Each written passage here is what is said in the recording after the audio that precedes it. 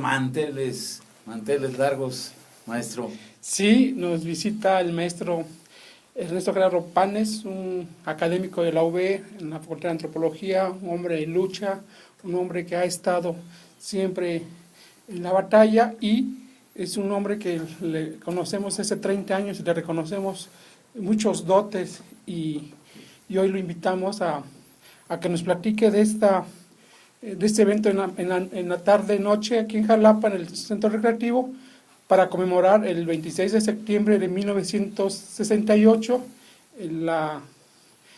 cómo vivió ese momento de la represión estatal en el marco del movimiento del 68, maestro. Pues mira, en primer lugar agradecerles a ustedes la invitación, aquí Rafael, a los compañeros Rizo, que ya tienen un buen tiempo de estar en este trabajo junto con su padre, que lo recuerdo muy bien, agradecerles y felicitarlos por su trabajo. Pues mira, yo desde 1966-67 participé en la Juventud Comunista y era miembro del Partido Comunista ya. Entonces nosotros teníamos una organización pues en varias partes de Veracruz, células del Partido y de la Juventud, y era presidente en el 67 de la Prepa Artículo Tercero.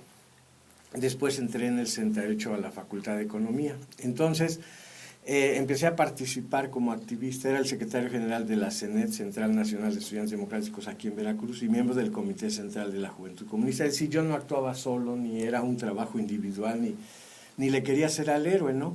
Éramos una organización política ya construida a nivel nacional. Entonces, el día que se dio la represión, el 26 de septiembre, nosotros habíamos estado participando. Yo no era uno de los dirigentes principales, yo era un activista, porque los representantes de cada facultad eran los que habían sido electos. Por economía estaba Rafael Arias Hernández. Yo era miembro del Frente Pro Libertades Democráticas, pero como activista, y formaba parte de la comisión de prensa. De esa manera yo participaba en el movimiento, como cualquier joven, ¿no? Entonces, López Arias amenazó que iba a reprimir. Ya nos habían desalojado, te comentaba hace un rato, de la Facultad de Filosofía y Letras que estaba en Juárez, Antropología. Nos había desalojado Hernández Tello y nos amenazó, golpeó ahí a algunos compañeros y se metieron, volvimos a tomar la escuela. Para el 26 de septiembre yo estuve ahí en la discusión si salíamos o no. Ganó la posición de que se saliera. Yo estuve hasta unos minutos cuando empezó la represión. Yo traía un policía permanentemente detrás de mí todos los días, desde semanas atrás, incluso meses, ¿no?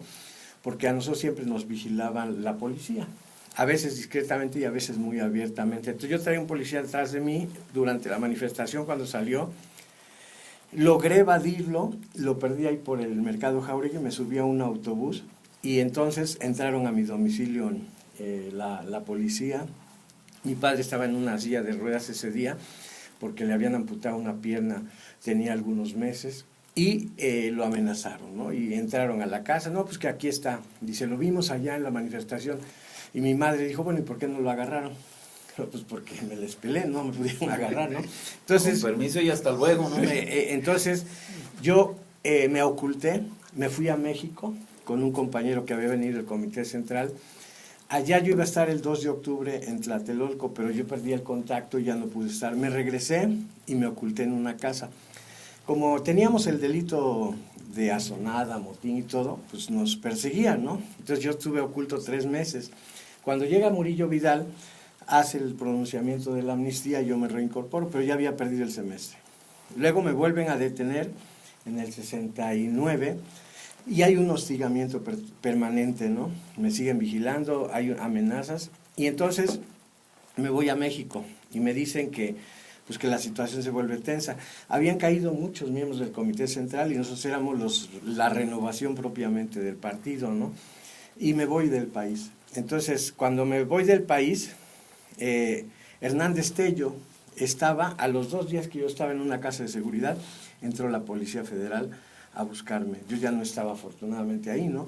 Entonces, a mí no me detuvieron el 26 de septiembre, algunos estuvieron una semana detenidos, pero yo tuve casi 2 años mi casa como cárcel.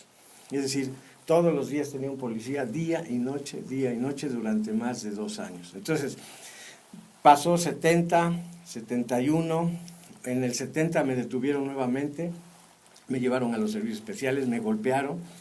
Un policía infiltrado que estaba en la Juventud Comunista me pateó, me tiraron ahí en Bravo, donde está la Facultad de Historia, ahí estuve un tiempo, me llevaron y me amenazaron nuevamente. Incluso él sacó una pistola y me la puso en la cabeza, que me iba a matar. Este tipo había sido infiltrado y gracias a esa infiltración metieron a la cárcel a varios compañeros, pero salió con un odio hacia los comunistas, ¿no? Entonces ellos me anduvieron vigilando durante mucho tiempo y continuó el movimiento, ¿no? Yo reconstruí la juventud y el partido con los compañeros que pude y estuve hasta en 1975, soy dirigente del partido aquí en Veracruz. En el 76 soy candidato a diputado sin registro cuando Valentín Campa. Y bueno, la vigilancia sigue. 72, 73, 74 es la guerra sucia.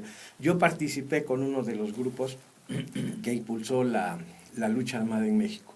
Yo no participé en acciones armadas, pero fui muy cercano a uno de los grupos de Raúl Ramos Zavala. Raúl Ramos Zavala fue un compañero economista que participó y fue un dirigente. Y también compartí algunas actividades no militares de ningún tipo, pero sí políticas, con un maestro que fue mi maestro en economía y que lo asesinaron aquí en Oluta. Él formó parte de un movimiento que venía de Monterrey, era un economista muy destacado, muy joven, y lo asesinaron allá en un campamento guerrillero en Veracruz. Y eso no se difundió mucho. Maestro, pues así ha sido, ¿no? Sabemos que el 68 es un movimiento que modificó el pensamiento en la sociedad mexicana. Y de aquellos años a ahora, ¿cómo ve la corriente comunista? ¿Qué presencia tiene? ¿Cuál sería el futuro que puede tener en un momento dado quienes tienen este tipo de ideología? Pues yo creo que la crisis del socialismo, yo recorrí casi toda la Unión Soviética, después estuve en Alemania, estuve en Praga poco tiempo después de que intervinieron los tanques soviéticos. Nosotros nos opusimos a la intervención soviética en Checoslovaquia y me pude dar cuenta que efectivamente había una burocracia política que dirigía esos países, que muchas cosas eran positivas. Yo creo que lograron muchos éxitos estos países socialistas, los del socialismo real, pero entraron en una profunda crisis. Yo creo que la renovación que se dio, yo viví, por ejemplo, el periodo del eurocomunismo, conocí a Enrico Berlinguer, que era el secretario del Partido Comunista Italiano, lo conocí aquí en México.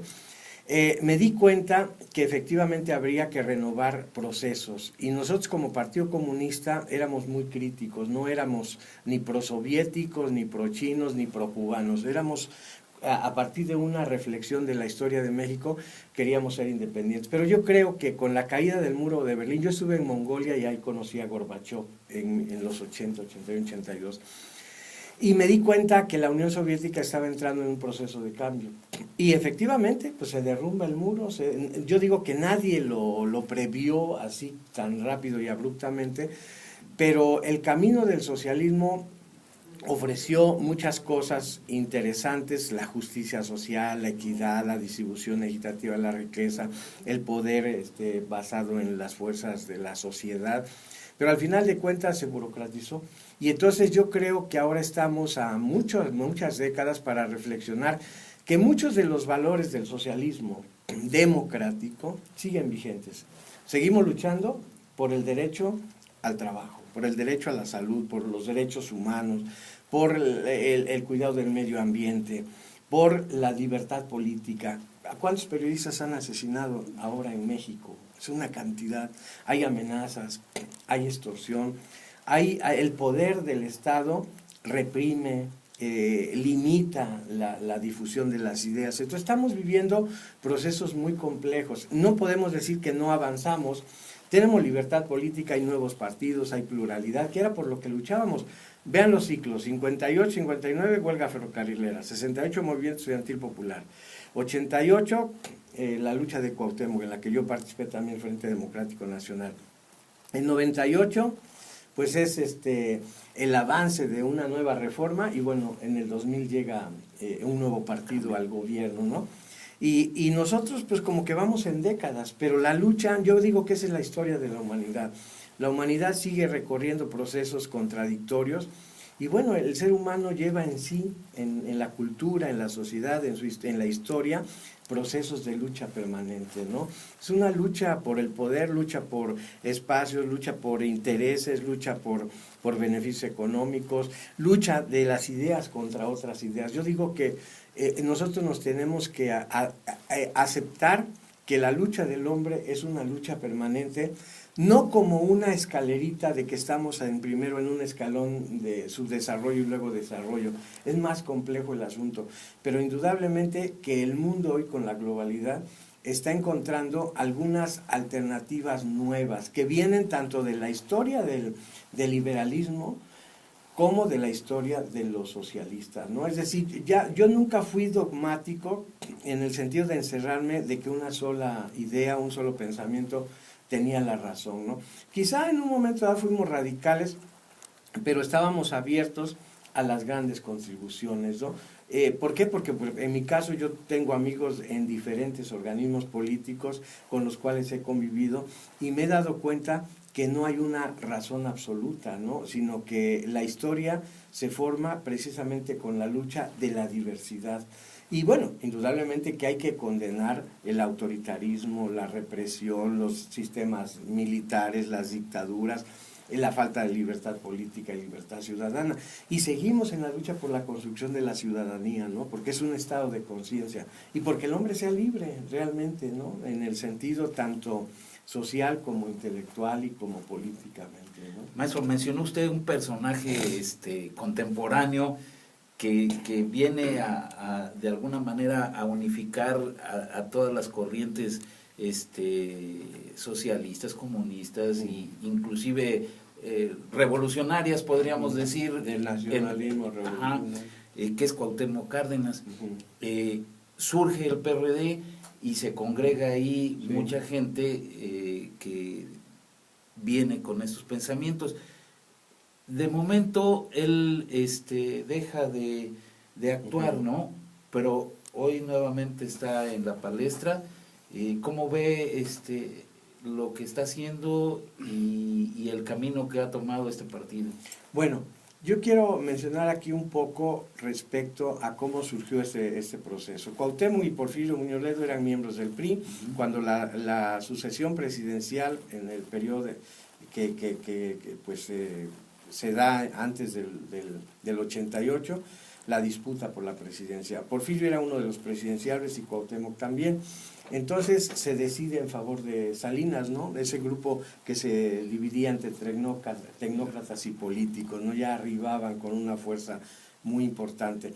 Entonces se forma la corriente democrática. Yo un año antes de la candidatura de Cuauhtémoc recibí casi un año en el diario de Jalapa un artículo donde yo decía que el candidato que debería de unificar a todas las fuerzas democráticas de este país era Cuauhtémoc. Pero yo era miembro del PMS, por ese hecho casi me expulsan. Sí.